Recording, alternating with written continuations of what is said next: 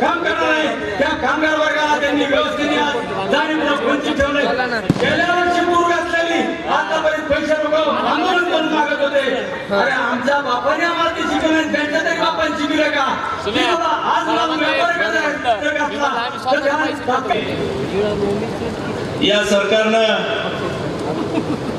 आज से दिन आने वाले हैं उद्योग धंदे MIDC रोजगार या बाबतीत कुठलाही निर्णय घेतला नाही। तरुणांना रोजगार मिळाला नाही, सुशिक्षितांनाही आणि कामगारांनाही काम मिळालं नाही। या ठिकाणी आजचे दिनचे स्वप्न दाखवलं आणि या ठिकाणी आपल्या सर्व तरुणांवर आणि शेतकऱ्यांवर बुरे दिन आले। या ठिकाणी यांनी सांगितलं प्रत्येक जिल्ह्याच्या ठिकाणी विमानतळ करू, रेल्वे आणू। रेल्वे तर कायमची आली नाही, विमानतळही झाले नाही, परंतु मोठ्या मोठ्या गप्पा आणि या ठिकाणी आता फक्त म्हणते ही जनता म्हणते बजरंग बाप्पा। या ठिकाणी शेतकऱ्यांना वेठी धरण्याचं काम या सरकारनं केलं। दुष्काळ जाहीर एक तर उशिरा जाहीर केला, 4 महिने चारा छावण्या उशिरा चालू केल्या। या ठिकाणी आमच्या प्रत्येक शेतकऱ्याला कमीत कमी 50,000 60,000 लाख रुपयाचा चारा विकत आणून घालावा लागला। एवढंच नव्हे तर रोजगार हमीचं एकही काम या जिल्ह्यामध्ये नाही। या ठिकाणी उपासमारीची वेळ आमच्या गोरगरीब जनतेवर आली। अशी दुष्काळी परिस्थिती असताना पिण्याच्या पाण्याचे टँकर चालू नाही, जे आहेत हे 4-4 दिवसाला 8-8 दिवसाला खेपा करतायत। अशी परिस्थिती या ठिकाणी निर्माण झालेली।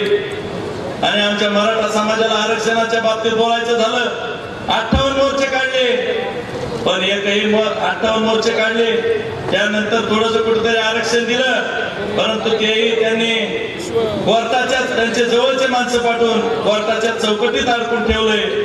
असं या ठिकाणी जाहीर केलेलं आहे मराठा समाजासाठी। तसेच धनगर समाजालाही आरक्षण देतो म्हणले, धनगर समाजालाही आरक्षण दिलं नाही। मुस्लिम समाज तर बाजूलाच ठेवलाय। या ठिकाणी आदरणीय पवार साहेबांनी त्यावेळेस आरक्षण दिलं होतं, परंतु यांनी त्यांचं काढून घेतलं।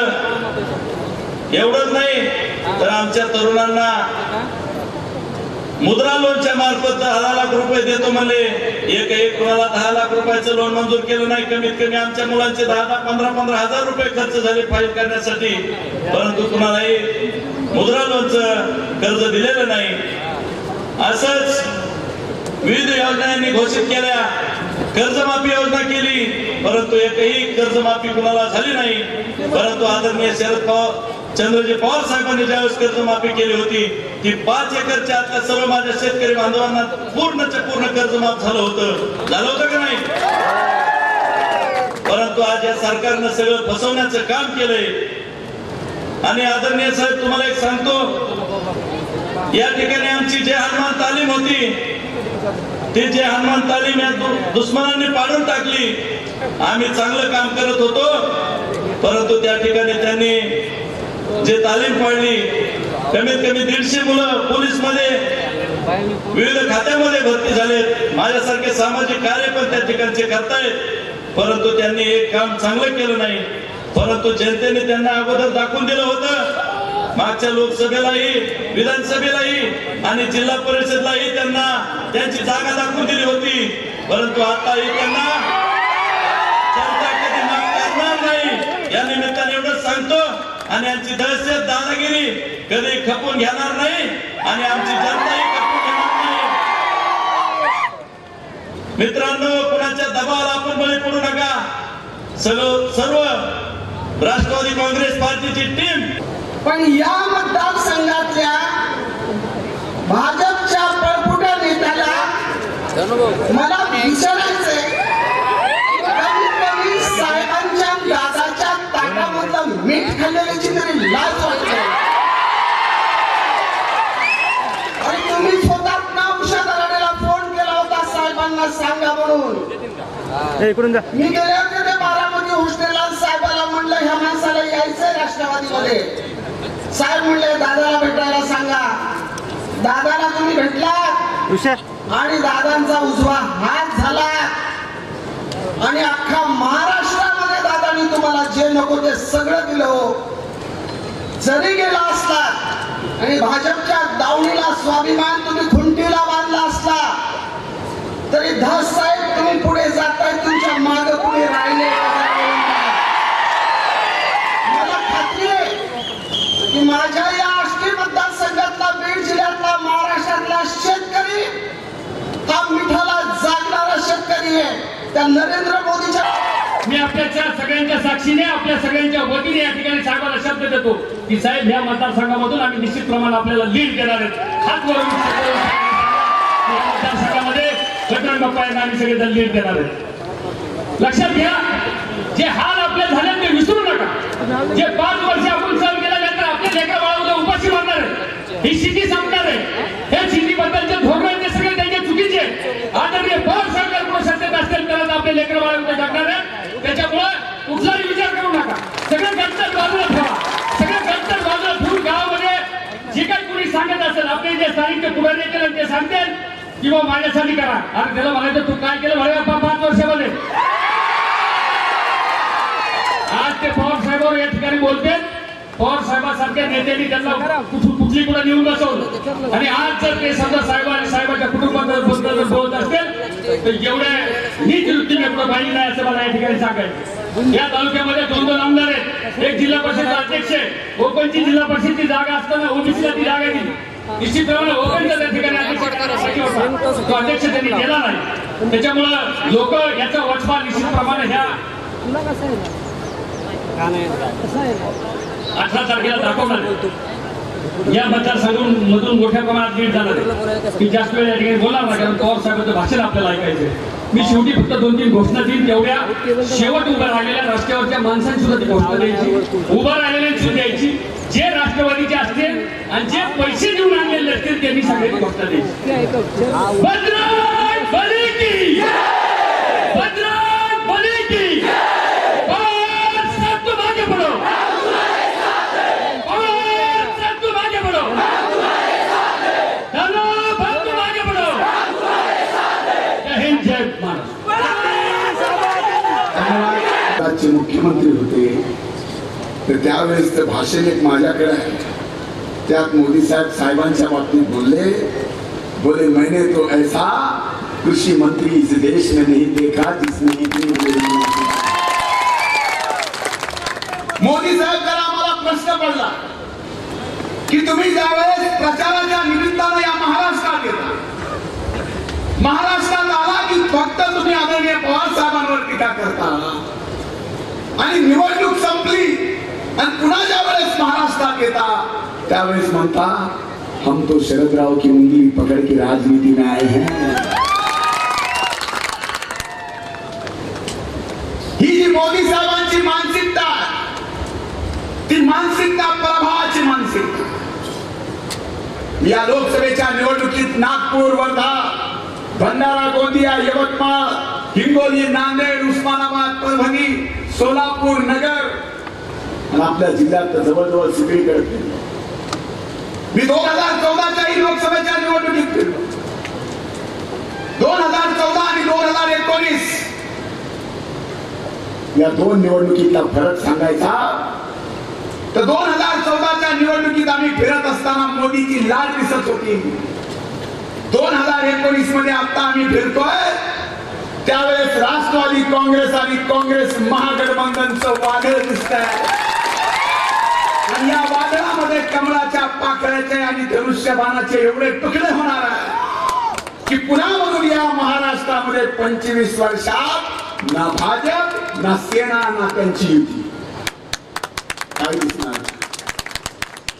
कारण महाराष्ट्राच्या जनतेला आज दुष्काळाचे चटके बसत असताना वर्ध्याला आल्या, औषधाला आल्या, शिर्डीला आल्या, या तिन्ही सभेमध्ये देशाच्या प्रधानमंत्र्यांनी महाराष्ट्राच्या दुष्काळाच्या बाबतीत एक शब्द बोलले.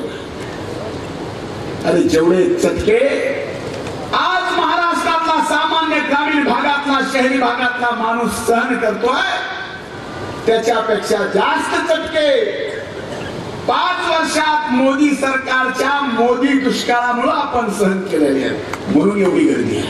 खरे का नाही? आज या दुष्काळाच्या परिस्थितीला सरकार सामोरं जाऊ शकत नाही. आणि अशा परिस्थितीत आपण निवडणुकीला सामोरं जातो. देशाची लोकशाही धोक्यात. एक नाही, दोन नाही, अनेक नेते देशातलं केंद्रातलं सरकार बदलल्यानंतर भाजपचे म्हणले की आम्ही सत्तेत आलो तर याच्यासाठी की आम्हाला परमपूजनीय डॉक्टर बाबासाहेब आंबेडकरांची घटना बदलायची. कर्नाटकचे हेगडे बोलले, अनेक मंत्री बोलले, एवढ्यावर काही शांत झाली नाही भारतीय जनता पार्टी. काल बीड जिल्ह्याच्या पालकमंत्री परवा दिवशी अंबाजोगाईच्या जाहीर सभेत सुद्धा बोलल्या की खासदार यासाठी निवडून द्यायचा भाजपचा की आम्हाला परमपूजनीय डॉक्टर बाबासाहेब आंबेडकरांची घटना बदलायची. अरे घटना बदलणं चिक्की खाणं एवढं सोपं नाही आहे. ही देशाची घटना, ही परमपूजनीय डॉक्टर बाबासाहेब आंबेडकरांनी दिलेली घटना, ज्या घटनेमुळे या देशातला 127 कोटी जनता ताठ मानाने या देशात जगू शकते. ही हिंमत परमपूजनीय डॉक्टर बाबासाहेबांच्या घटनेने या देशाला मिळाली. आणि ती देशाची घटना बदलायची म्हणजे काय? या अगोदर तुम्ही प्रयत्न करा, पण तुम्हाला जमलं नाही, कारण राज्यसभेमध्ये तुमचं बहुमत नव्हतं. पण आज एक गोष्ट लक्षात घ्या, भाजपचे काही लोक दिल्लीतून म्हणले की पुन्हा जर देशाचे प्रधानमंत्री नरेंद्र मोदी झाले तर ही देशातली शेवटची निवडणूक असेल. बरोबर? 2019 ची निवडणूक ही देशातली शेवटची निवडणूक असेल. आणि या मोदी बाबाचं काय सांगावं? काय त्यांनी तुम्हाला आम्हाला विचारून नोटबंदीचा निर्णय केला नव्हता. आणि हे बाबा पुन्हा देशाचे प्रधानमंत्री झाले आणि 2-3 महिन्यानंतर अचानक टीव्हीवर प्रकट झाले रात्री 8 वाजता आणि म्हणले, मेरे प्यारे देशवासियों, आज से देश में चुनाव बंद. मग ग्रामपंचायत नाही, जिल्हा परिषद नाही, पंचायत समिती नाही, सेवा सोसायटी नाही, विधानसभा नाही, केंद्राचं मंत्रिमंडळ नाही, फक्त एकटा गब्बरसिंग बसला. ही देशाची लोकशाही धोक्यात नाही. म्हणून या लोकसभेचं मतदान एवढं महत्वाचं आहे की काँग्रेस आणि राष्ट्रवादी काँग्रेस महागठबंधनला आपण दिलेलं मतदान हे लोकशाही देशातली जिवंत ठेवण्यासाठी मतदान असेल आणि भाजपला युतीला दिलेलं मतदान या देशात हुकुमशाही आणण्यासाठी असेल. याचा विचार या निवडणुकीमध्ये होणं आवश्यक आहे. ज्यावेळेस लोकसभेच्या निवडणुकीचं वारं चालू झालं, बीड जिल्ह्यामध्ये चालू झालं. बीड जिल्हा भारतीय जनता पार्टीने ठरल्याप्रमाणे वर्तमानपत्रातून, सोशल मीडियावरून बीड जिल्ह्याच्या जनतेसमोर असं चित्र निर्माण केलं की म्हणले भारतीय जनता पार्टीच्या खासदाराच्या विरोधात, लोकप्रिय खासदाराच्या विरोधात म्हणजे राष्ट्रवादी पुढे उमेदवारच नाही. पुन्हा म्हणले दबंग खासदाराच्या विरोधात राष्ट्रवादीला उमेदवार सापडला. मी म्हणलं, अरे तुमच्याकडे दबंग असेल तर आमच्याकडे सुद्धा बजरंग आहे.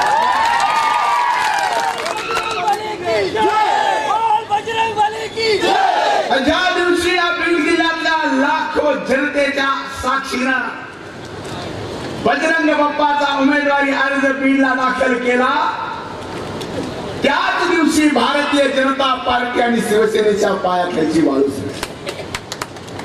कारण आपली रॅली झाल्यावर भाजपची रॅली निघाली, ती गेली फेल. पुन्हा भाजपची सभा झाली, ती सभा बी गेली फेल.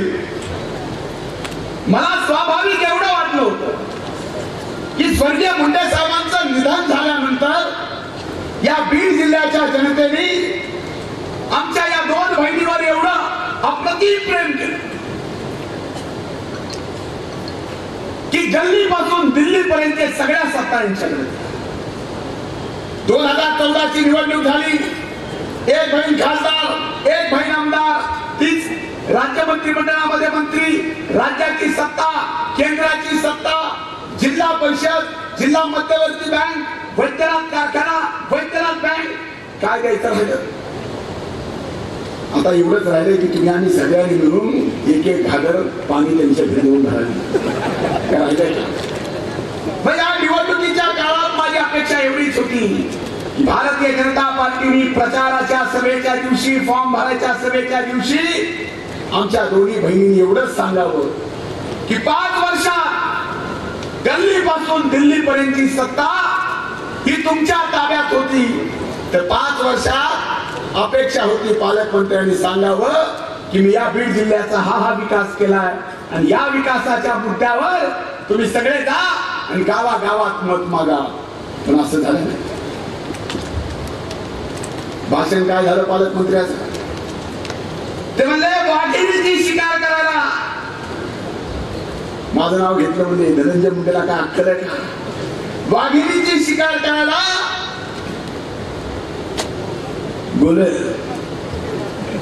गोलेर वापरतात का म्हणजे गोलेर वा पंकजात तुम्ही मोठ्याच्या लिखी म्हणजे वाघीण आणि आमचे बाप्पा सामान्य शेतकऱ्याचं लेकरू म्हणजे गोलेर.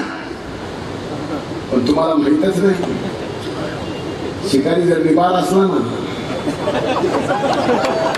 त्याच्या हातात गोलेर जरी असलं, नेमका निशाणा कुठं मारायचा एवढं माहित तर असलं, कार्यक्रम. पण असं बोलून या बीड जिल्ह्यातल्या सामान्य शेतकऱ्याचा अपमान नाही, सामान्य शेतकऱ्याच्या पोराचा अपमान नाही. तुम्ही फक्त मोठ्याच्या लेखी म्हणून वागले, आम्ही सामान्य शेतकऱ्याचे लेकर म्हणून मग आम्हाला काही चालतं. अरे कशाचा गर्व हा आला, एवढ्यावर थांबलं नाही. मला तर आजकाल असं वाटायला लागलं की नेमकं बीड लोकसभा मतदारसंघाचा उमेदवार मी आहे का बाप्पा? मलाच जरी तरी असतील भाजपचे जे कुठले नेते या जिल्ह्यातले सगळे उठायलेत माझ्यावरच, उठायलेत माझ्यावरच. एवढ्यावर नाही थांबला. आमच्या बहीणबाई म्हणल्या अरे हिंमतच होती धनंजय मुंडेची तर स्वतः लोकसभेचा फॉर्म भरायचा होता, आणखी 1 दिवस गेला नाही, 1 दिवस शिल्लक आहे, हिंमत आहे तर भरावा. का घाई करता पंकजात? 6 महिन्यानंतर विधानसभेची निवडणूक आहे.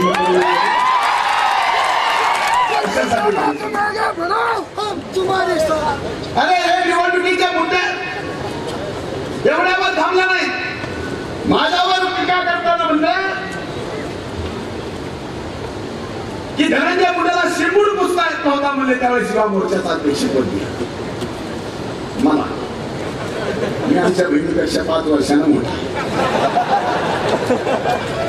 माझ्या नागातला शिरमूड त्यांनी कधी बोलली आणि त्या प्रचाराचे मुद्दे माझे सामान्य माणसाचे बीड जिल्ह्यातले 5 प्रश्न आहेत. या 5 प्रश्नाचं उत्तर तुम्ही बीड जिल्ह्यातल्या जनतेला मत मागायच्या अगोदर द्यावं. पहिला प्रश्न आहे, तुम्ही एकीकडे बीड जिल्ह्याच्या जनतेला सांगता की तुम्ही भारतीय जनता पार्टीच्या देशातल्या फार मोठ्या नेता आहात. तुम्ही कधी कधी म्हणता की मी महाराष्ट्रातल्या जनतेच्या मनातली मुख्यमंत्री आहे. माझा पहिला प्रश्न आहे की तुम्ही जर महाराष्ट्राच्या जनतेच्या मनातल्या मुख्यमंत्री भाजपच्या फार मोठ्या नेत्या आहात तर केंद्र सरकारने 2 वर्षापूर्वी या मराठवाड्यासाठी रेल्वेचा डब्बा बनवायचा 10,000 कोटी रुपयाचा प्रकल्प मंजूर केला. जर आमच्या बहीण भाई देशाच्या भाजपच्या मोठ्या नेत्या हा प्रकल्प कुठे यायला पाहिजे होता, गेला कुठं? मग लातूरचा पालकमंत्री खासदार मोठा का बीडचा पालकमंत्री खासदार मोठा? या प्रश्नाचं उत्तर द्या ना. आणि चिडू नका, शांत महान द्या. आम्ही आमचा सामान्य माणसाचे प्रश्न. माझा दुसरा प्रश्न, क्या नाही या बीड जिल्हा मागासलेला, या मागासलेल्या बीड जिल्ह्याच्या समोर आजही ऊसतोड मजुराचा जिल्हा म्हणून कलंक. 5 वर्ष गल्लीपासून दिल्लीपर्यंत साहेब तुम्हाला सत्ता दिली. 5 वर्षाच्या काळात 78 सिंचनाचे प्रकल्प, ज्या प्रकल्पाला आम्ही सत्तेत असताना पाणी उपलब्धता सर्टिफिकेट मिळवून दिलं, त्या 78 सिंचन प्रकल्पापैकी एक तरी सिंचन प्रकल्प तुम्हाला या बीड जिल्ह्यात चालू करता आला का?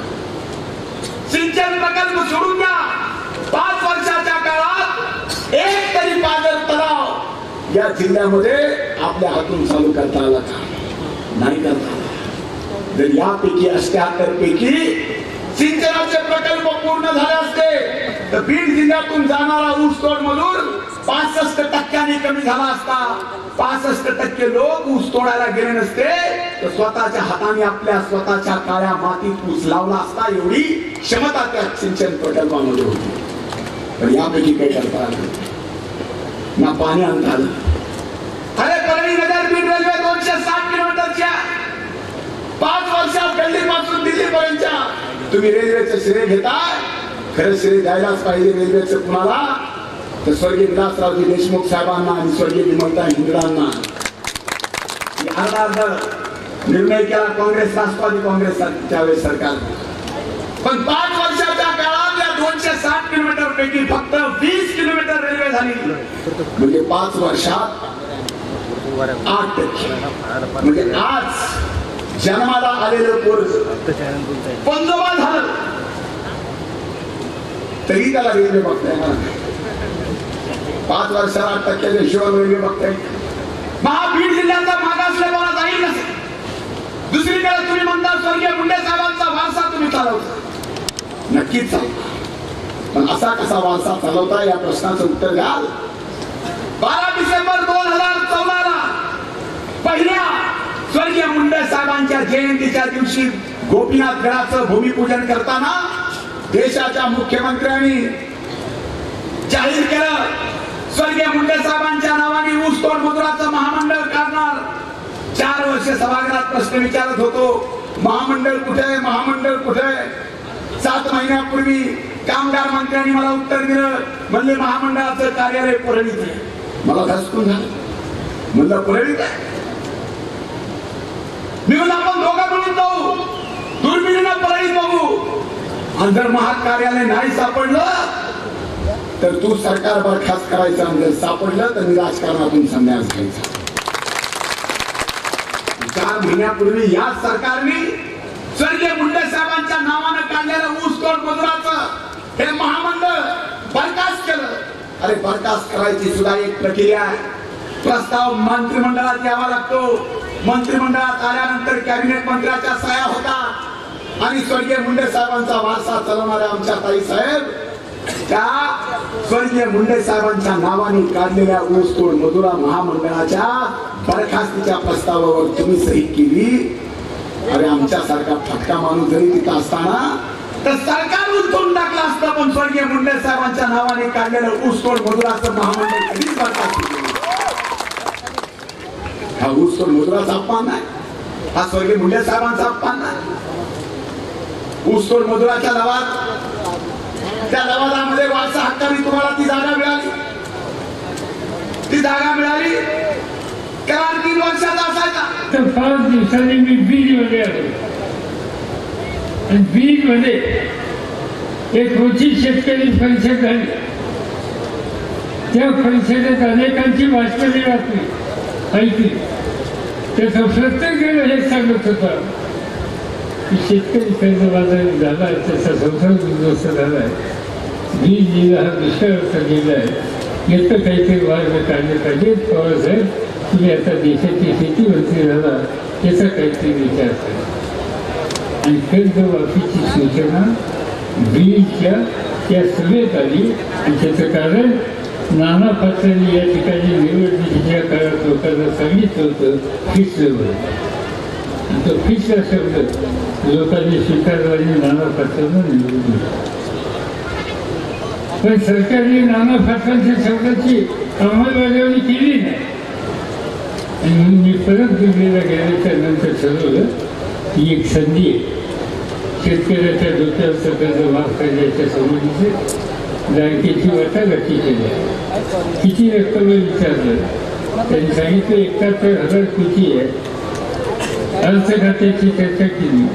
त्यांनी सांगितलं की एवढं उद्या घेता येणार नाही.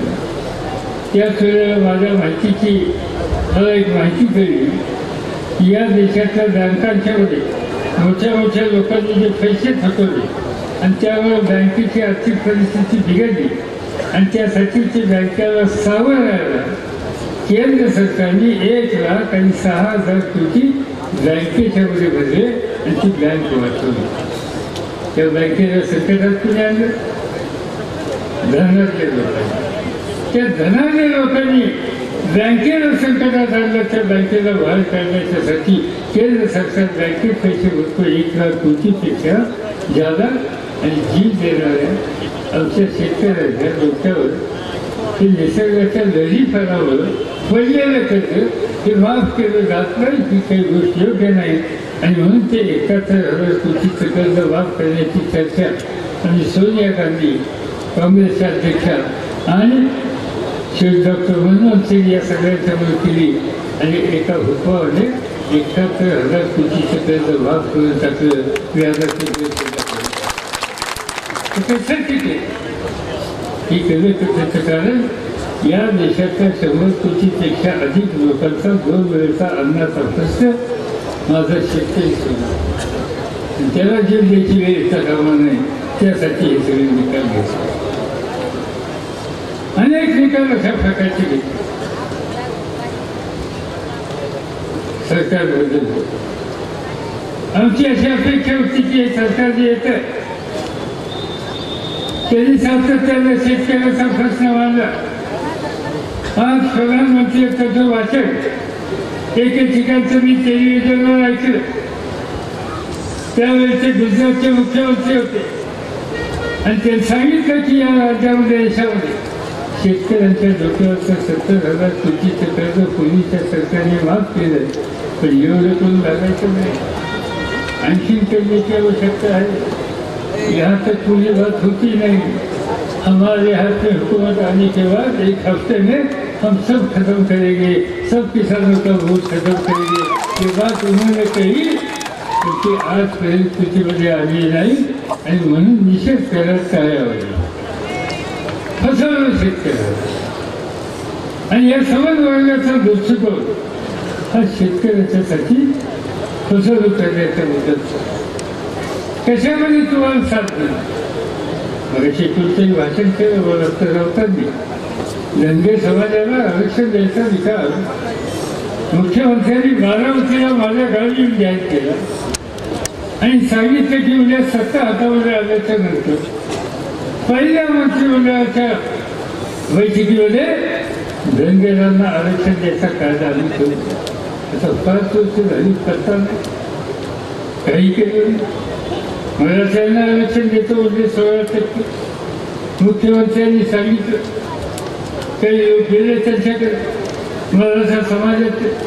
त्यांना सांगितलं की आता गावाकडे जाऊन तुम्ही त्या ठिकाणी साजरा करा, फटाके फोडा. फटाके फोडा म्हणून सांगितलं खरं. लोकांना वाटलं काहीतरी होईल म्हणून पाहिल्याच्या नंतर काय झालं? काही झालं. त्या ठिकाणी घोषणा केली, लोकांना कल्पना दिली, पण प्रत्यक्षपणानं त्याच्यामध्ये काही प्रगत घडलं नाही. आज तो मामला कोर्टामध्ये गेला आहे आणि कोर्टामध्ये त्या ठिकाणी स्थगिती घेतली आणि ती स्थगिती घेऊन मराठ्यांना सुद्धा आरक्षण दिलेलं आहे. तीच गोष्ट मुस्लिम समाजात, तीच गोष्ट अन्य समाजात. आणि मग वेगवेगळ्या वर्गाला फसवणूक करण्याच्या बद्दलची भूमिका आजच्या राज्यकर्त्यांनी केली. आणि मग जो फसवतो, जो धोका देतो, त्याच्या हातामध्ये आम्ही या देशाची सूत्र देणार त्याचा निकाल घेण्याची वेळ आज या ठिकाणी आलेली आहे. आणि त्याबद्दलची काळजी ही आपल्या सगळ्यांना घेतली. प्रधानमंत्री सांगतात अनेक गोष्टी. म्हणजे सांगितलं या देशाचं रक्षण मी करणार. तुम्हाला माहिती आहे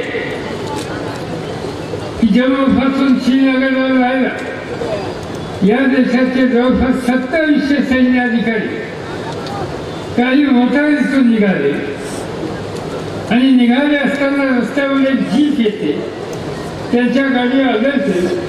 त्या जीपमध्ये स्फोटक होतात, त्याचा स्फोट होतो आणि 440 जवान जागच्या जागी मृत्यू करतात.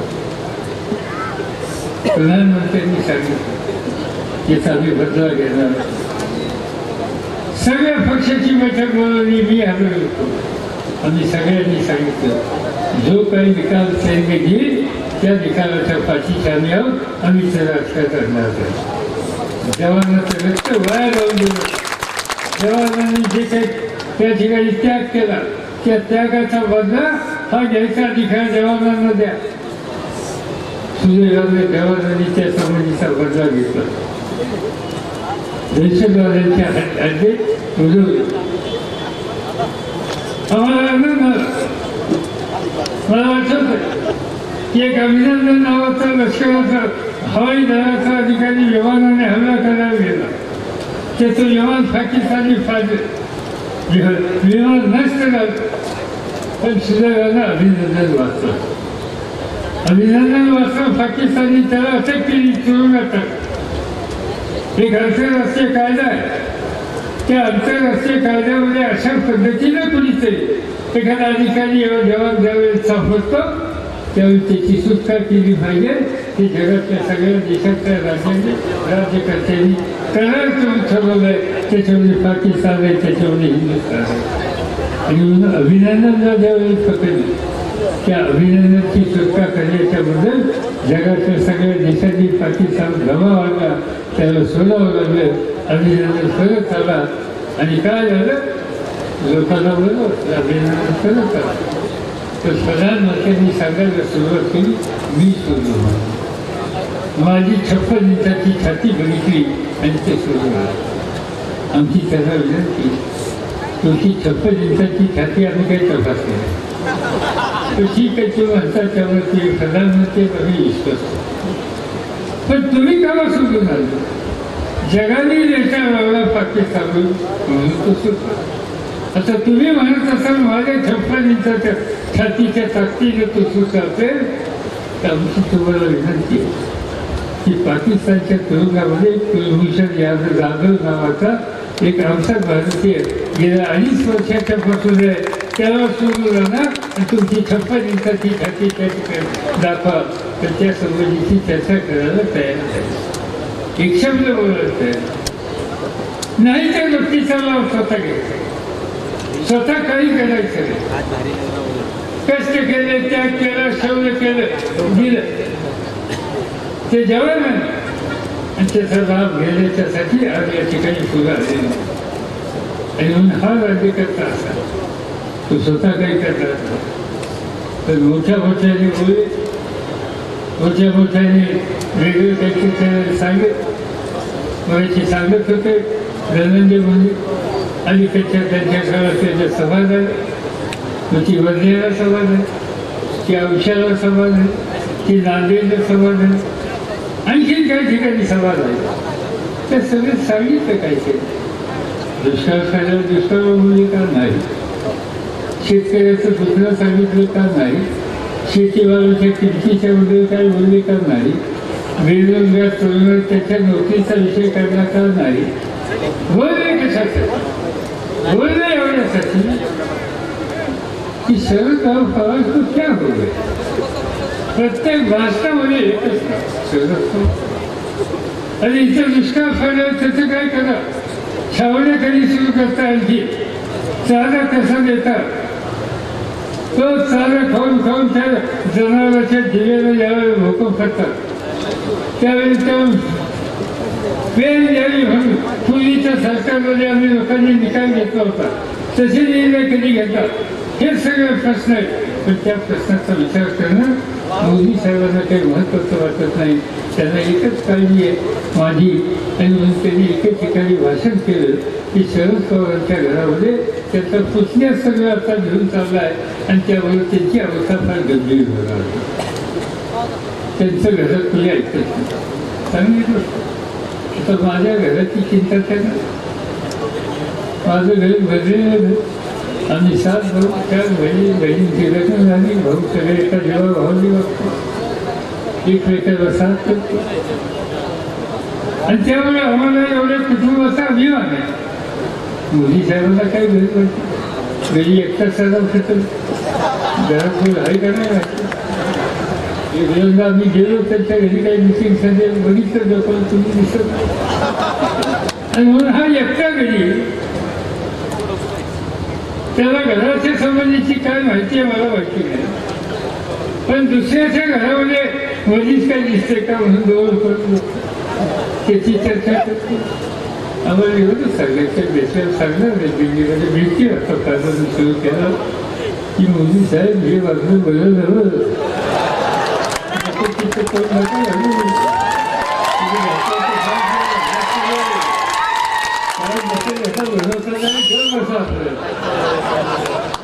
आणि म्हणून या पद्धतीचं काम आज खऱ्या अर्थानं देशाच्या पुढे अनेक प्रश्न त्या प्रश्नाच्या बद्दल बोलायचं नाही माझ्यावर टीका करतो त्याच्यापेक्षा अधिक टीका कोणाला करतात नेहरू गांधी आणि सांगतात काय यांनी काय केलं जवाहरलाल नेहरू देशाचं स्वातंत्र्य मिळालं नव्हतं गेल्यानंतर राज्य होतं तेव्हा 9 वर्ष तुरुंगामध्ये देश स्वतंत्र झाल्याच्या नंतर या देशाला लोकशाहीचं राज्य देऊन दिलं जगामध्ये भारताची किंमत वाढवली ते भारताचे पहिले पंतप्रधान जवाहरलाल नेहरू आणि हे म्हणतात की त्यांनी काय केलं इंदिरा गांधी या देशाच्या गरीब माणसाच्या हिताची दखल त्या बहिणीने केली पाकिस्तानने गमती करण्याचा प्रयत्न केला तर पाकिस्तानला विनंती केलीची विनंती ऐकली नाही त्यावेळी एका पाकिस्तानचे 2 तुकडे केले बांगलादेशची निर्मिती केली आणि जगात भारताची काय ताकद आहे आमच्या एका भगिनीने जगाला दाखवली आणि आज हे मोदी साहेब म्हणतात यांनी काय केलं राजीव गांधी या देशामध्ये विज्ञानाचा अभ्यास करून लोकांचं जीवन सहज सोपं कसं करता येईल त्याचा निकाल करून घेतो मला आठवतं 50 वर्षाच्या पूर्वी मी पहिल्यांदा आमदार झालो माझ्या घरात त्यावेळी फोन नव्हता आमदाराला फोन मिळायचा मग आम्ही फोन घेतला आमदार म्हणून किंवा फोनमध्ये लगेच सांगायचं नाही पुण्याला कॉल लावायचा असेल तर त्याला चौकावर मारे तो लवकर पाहिजे असेल तर अर्जंट त्याला जादा पैसे आणि आणखी अर्जंट हवा असेल तर लाईटिंग त्याला आणखी पैसे आणि एकदा फोन लावला की 5-7 तास वाट बघायला लागायची आम्हाला असताना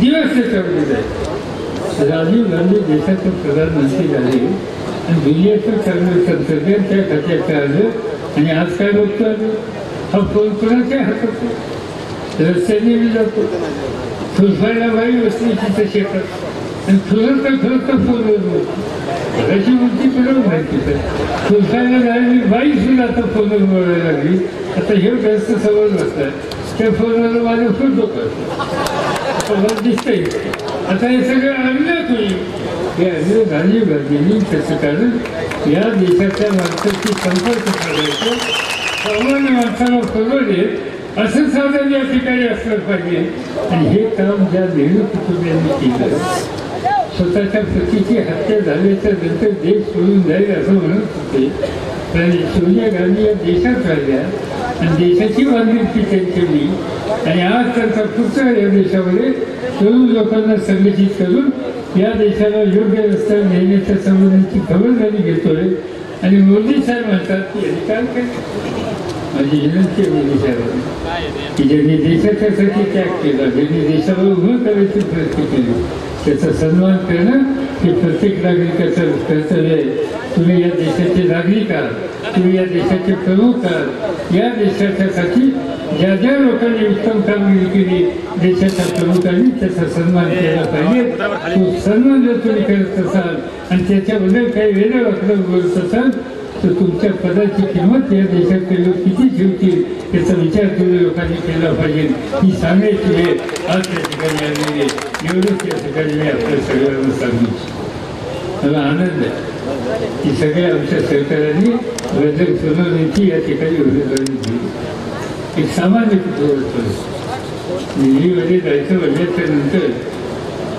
त्या ठिकाणी गावच्या शेतकऱ्याच्या प्रश्नाची माहिती असलेला माणूस असं त्याची गरज असते आणि आम्ही लोक त्या ठिकाणी या जिल्ह्यातले काही प्रश्न असतील जे अनेक वर्षापासूनचे पेंडिंग असतील जे गेले 5 वर्षामध्ये सुटले नसतील उद्याच्याला त्या ठिकाणी सत्तेचं परिवर्तन आलं सत्ता बदलली आणि तुम्ही त्या ठिकाणी मोठ्या मताने बदलण्यावर निवडून येणार तिथे मला खात्री आहे मी तुम्हाला एवढंच सांगतो की त्यांच्या पाठीशी आम्ही लोक आमची सगळी ताकद उभी करू आणि या जिल्ह्यातले जेवढे प्रश्न असतील तेवढे प्रश्न त्या ठिकाणी जे काय ते प्रश्न काय असतील त्या प्रश्नाच्या बद्दलची बांधणी, त्या प्रश्नाच्या बद्दलची सोडवणूक ही करण्याच्या बद्दलची काळजी माझ्याकडे घेतली जाईल. ही गोष्ट या ठिकाणी मी आपल्या सगळ्यांना या ठिकाणी सांगितलेली आहे. आज त्याला काय हरकत नाही, ठिकठिकाणी सगळ्यांना होत असतं. ओपनची जागा असो, ओबीसीची जागा असो, शेवटी कुणाचं काम कोण करणार याचा विचार करण्याच्या बद्दलची भूमिका घेतली पाहिजे. आणि आम्हाला पूर्ण करणारी खात्री आहे की बदलावी त्यांच्या हातात काम कुठलंही सोपवल्याच्या नंतर उत्तम रीतीने करतो. सरकारच्या केंद्रात एक दंगल सोडा न घेता ज्यांनी कारखाना उभा केला, या भागातला ऊस गरज त्याचं घरी थोडी करायची चिंता होती, पण सगळा ऊस त्या ठिकाणी आपल्या कारखान्यात